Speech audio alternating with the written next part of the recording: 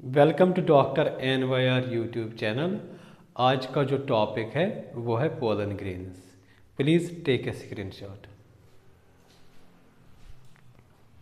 Pollen grains जो होते हैं एक प्लांट में, ये रिप्रेजेंट करते हैं मेल गैमेटोफाइट।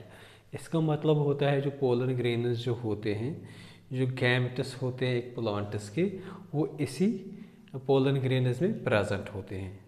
अगर हम देखेंगे पोलन ग्रेन्स जो होते हैं इनकी शेप कैसी होती है, जो पोलन ग्रेन्स जो होते हैं इनकी डिफरेंट शेप होती हैं, लेकिन जो मोस्ट पोलन ग्रेन्स जो होते हैं उनकी जो शेप जो होती है, मोस्ट पोलन ग्रेन्स की जो शेप जो होती है वो स्फेरिकल होती है।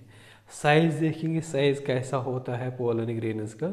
जो पोलन ग्रेन्स जो होते हैं 25 से लेके 50 माइक्रोमीटर जो होता है इनका डायमीटर होता है।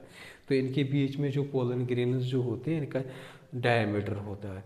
जो पोलन ग्रेन्स जो होते हैं, अगर हम पोलन ग्रेन्स के बारे में पढ़ेंगे, सिर्फ पोलन ग्रेन्स के बारे में पढ़ेंगे, पोलन ग्रेन्स जो होते हैं वो लाइव भी होते हैं, कभी कभी वो फॉसिल्स में भी होते हैं। तो उस स्टडी को बोलते हैं पैलिनोलॉजी। जो पोलन ग्रेन्स जो होते हैं इसके लेयर्स देखेंगे, इसमें कितने लेयर्स होते हैं। जो पोलन ग्रेन्स जो होते हैं इनमें 2 लेयर्स होते हैं, एक होता है आउटर लेयर, दूसरा जो लेयर होता है वो होता है इनर लेयर। जो आउटर लेयर जो होता है उसको एक्साइन बोलते हैं, एक्साइन भी बोलते हैं। और ये जो आउटर लेयर जो होता है ये एक सबस्टेंस का बना होता है जिसका नाम है स्पोरोपोलानिन। ये जो स्पोरोपोलानिन जो होता है ये मोस्ट रेजिस्टेंट ऑर्गेनिक मटेरियल होता है। अभी तक जो मोस्ट रेजिस्टेंट ऑर्गेनिक मटेरियल जो पाया गया वो यही स्पोरोलिन होता है।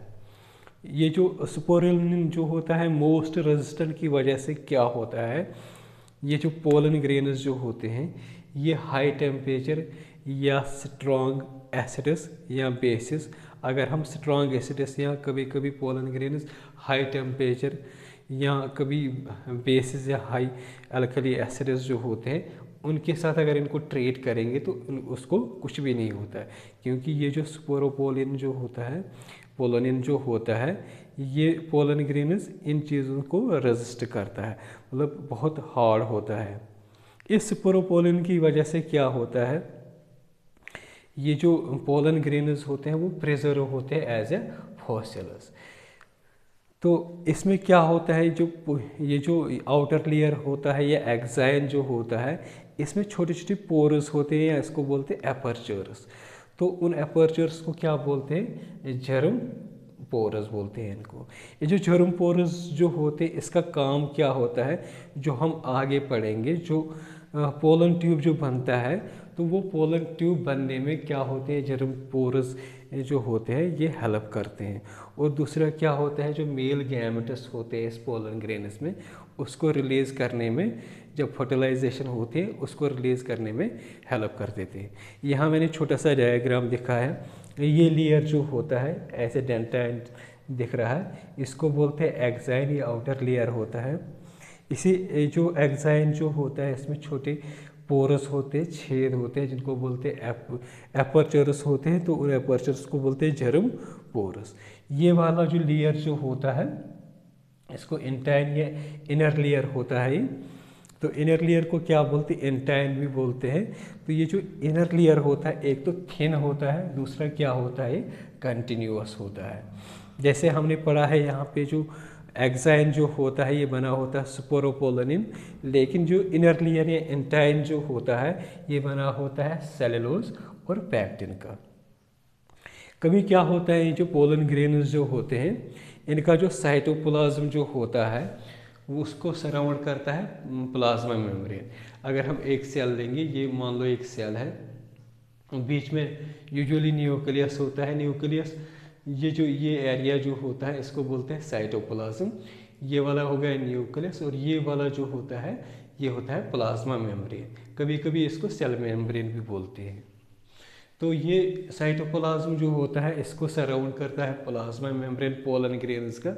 और जो पोलन ग्रेन्स जो होते हैं जब ये मैच्योर हो जाते हैं तो ये क्या होते हैं, मैच्योर स्टेज पे सिर्फ 2 सेल का बना होता है। तो वो जो सेल्स कौन कौन से होती है, एक होती है वेजिटेटिव सेल, दूसरा होता है जनरेटिव सेल। ये जो वेजिटेटिव सेल जो होती हैं ये बिगर होती हैं, तो इसमें एबंडेंट फूड रिजर्व्स होते हैं। मतलब ये पोलन ग्रेन हो गया, ये वाला जो सेल होता है ये वाला, इसको बोलते हैं वेजिटेटिव सेल। तो ये अगर आप लोगों को दिख रहा है ये वाला हो गया जनरेटिव सेल, ये वेजिटेटिव सेल, ये बड़ा होता है। तो इसी में क्या होता है, फूड रिजर्व रहता है इसमें। तो दूसरा क्या इसकी प्रॉपर्टीज़ रहती है, ये लार्ज होती हैं और लार्ज इरेगुलर शेप्ड न्यूक्लियस होता है। जो न्यूक्लियस होता है बड़ा होता है लेकिन इरेगुलर उसकी शेप होती है। जो जनरेटिव सेल होती है, यहाँ पे मैंने लिखा है वेजिटेटिव सेल को शॉर्ट में वीसी और जनरेटिव सेल को मैंने शॉर्ट में जीसी लिखा है। ये वाला जो होता है ये जनरेटिव सेल होती है। तो अगर आप लोगों को दिख रहा है ये क्या होता है, स्मॉल होती है, वेजिटेटिव सेल के कंपैरिजन में स्मॉल होती हैं। तो दूसरा क्या होता है, ऐसे ही फ्लोट करता है, जो इसका साइटोप्लाज्म जो होता है ना वेजिटेटिव सेल का, तो ये इसी में फ्लोट करता है कभी कभी। तो ये जो जनरेटिव सेल जो होती हैं ये स्पिंडल शेप्ड होती हैं और इसमें जो साइटोप्लाज्म जो होता है वो डेनस होता है और इसमें न्यूक्लियस प्रेजेंट होता है।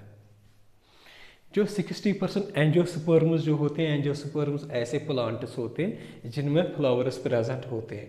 उन एंजियोस्पर्म्स में जो पोलन ग्रेन्स जो होते हैं वो सिर्फ 2 सेल का बना होता है, या उसको हम बोलेंगे उनका जो लाइफ साइकिल जो होता है वो 2 सेल स्टेज्ड होता है। लेकिन जो बाकी 40% जो होता है उनमें क्या होता है, जो जनरेटिव सेल जो होती हैं वो डिवाइड होती हैं। ये वाली जनरेटिव सेल क्या होती है, ये डिवाइड हो जाती हैं, तो ये क्या फॉर्म करती हैं, 2 मेल गैमेट्स बनाती हैं। ये जो जनरेटिव सेल जो होती हैं ये डिवाइड माइटोटिकली हो जाती हैं, तो फॉर्म करती हैं 2 मेल गैमेट्स।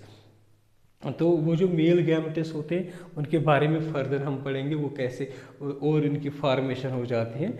लेकिन यहाँ पे हमें देखना है जो जनरेटिव सेल जो होती है ये माइटोटिकली डिवाइड हो जाती हैं।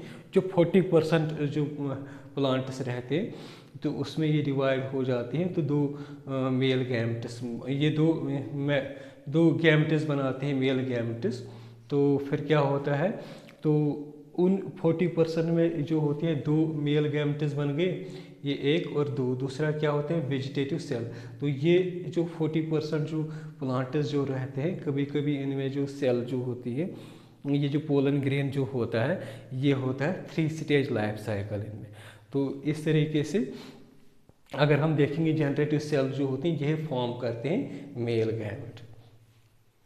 अगर आप लोगों को हमारा ये वीडियो अच्छा लगा होगा प्लीज़ इस चैनल को सब्सक्राइब कर दीजिएगा, वीडियो को लाइक एंड शेयर कर दीजिएगा। Thank you very much.